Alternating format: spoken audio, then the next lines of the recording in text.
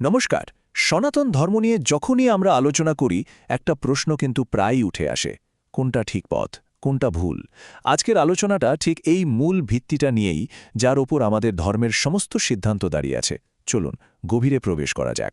তো প্রথমেই একদম মূল কথাটা বলে নিই। সনাতন ধর্মে ব্যক্তিগত মতামত মানে আমার কি মনে হচ্ছে বা অন্য কারো কি মনে হচ্ছে সেটার থেকে অনেক অনেক উপরে হলো শাস্ত্রের বাণী। এটাই কিন্তু আমাদের প্রথম এবং সবচেয়ে গুরুত্বপূর্ণ শিক্ষা। আচ্ছা, এখন মনে প্রশ্ন আসতেই পারে, তাই না, যে কেন শাস্ত্রকে এতখানি গুরুত্ব দিতে হবে? আমাদের নিজেদের চিন্তা বা যুক্তিবুদ্ধির কি কোনো দাম নেই? আসলে এর উত্তরটা লুকিয়ে আছে শাস্ত্রগুলো কোথা থেকে এসেছে তার মধ্যেই। চলুন দেখি। একবার এই স্লাইডটার দিকে তাকান। দেখুন, শাস্ত্রের ভিত্তিটা কি। এটা কিন্তু নিছক কোনো সাধারণ বই নয়। এর পেছনে আছে হাজার হাজার বছরের ঋষিমণিদের কঠোর তপস্যা, আছে সরাসরি ঈশ্বর প্রদত্ত দিব্য জ্ঞান, আর তার সাথে মিশে আছে এক অনন্ত টাইমলেস অভিজ্ঞতা। এই সব কিছু মিলেই তৈরি হয়েছে আমাদের শাস্ত্র। আর ঠিক এই কারণে এই যে একটা অসাধারণ কম্বিনেশন, এটাই হলো ধর্মের সত্যিকারের রূপ। ধর্ম মানে শুধু কিছু নিয়মকানুন মেনে চলা নয়, এর গভীরতাটা অনেক বেশি। এটা হলো সাধনা, জ্ঞান আর অভিজ্ঞতার একটা জীবন্ত প্রকাশ। তাই শাস্ত্রের প্রত্যেকটা কথা এত মূল্যবান। এই যে আমরা এতক্ষণ ধরে আলোচনা করছি, একে আরও শক্তপোক্ত করতে চলুন সরাসরি শ্রীমদ্ ভগবদ্গীতার কাছে যাই।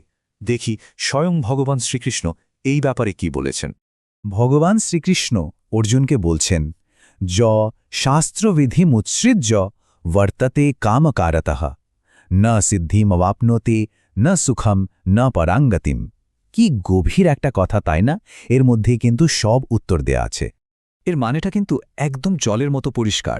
যে মানুষ শাস্ত্রের নিয়মকানুন না মেনে সেগুলোকে অগ্রাহ্য করে নিজের ইচ্ছে মতো চলে, সে কিন্তু জীবনে কখনো সিদ্ধি পারফেকশন পাবে না। সে পাবে না প্রকৃত সুখ, আর তার পরম গতিও লাভ হবে না। সোজা কথায়, শাস্ত্রকে বাদ দিয়ে চললে তার পরিণতি ভালো হতে পারে না। তাহলে বুঝতেই পারছেন, গীতার এ স্পষ্ট নির্দেশের পরে আমাদের সামনে পথ কিন্তু মাত্র দুটো। একটা হলো শাস্ত্রের দেখানো পথ, আর অন্যটা তার ঠিক উল্টো। আসুন দেখি এই দুটোর মধ্যে আসল পার্থক্যটা কোথায়। দেখুন, ব্যাপারটা কিন্তু খুবই সহজ। যা কিছু শাস্ত্রসম্মত সেটাই হলো ধর্ম, আর যা কিছু শাস্ত্রের বিরুদ্ধে যায়, সনাতন ধর্মে তার কোনো জায়গাই নেই। এখানে কোনো কিন্তু, যদি বা মাঝামাঝি পথের ব্যাপার নেই। সিদ্ধান্তটা একদম স্পষ্ট। তো এতক্ষণের আলোচনা থেকে আমরা কি বুঝলাম? এটাই যে আমাদের চলার পথ আসলে একটাই, এবং সেই পথটা খুব পরিষ্কার, আর সেটা হলো শাস্ত্রের দেখানো পথ। এখানে ভ্রমভ্রান্তি বা কনফিউশনের কোনো সুযোগই নেই। আমরা একদম আলোচনা শেষে চলে এসেছি।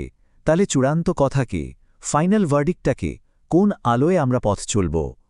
শেষ কথা হলো, এটা আমাদের সবাইকে মনে রাখতে হবে যে শাস্ত্রের আলোই হল আমাদের একমাত্র পথপ্রদর্শক, আর শাস্ত্রের সিদ্ধান্তই হল চূড়ান্ত। কোনো ব্যক্তিগত মতামত বা সময়ের সাথে বদলানো চিন্তা দিয়ে এই চিরন্তন সত্যকে বদলানো যায় না। এটাই সনাতন ধর্মের একদম মূল কথা, কারণ শাস্ত্র সিদ্ধান্তই সবসময় মান্য। আমাদের সঙ্গে থাকার জন্য অনেক ধন্যবাদ।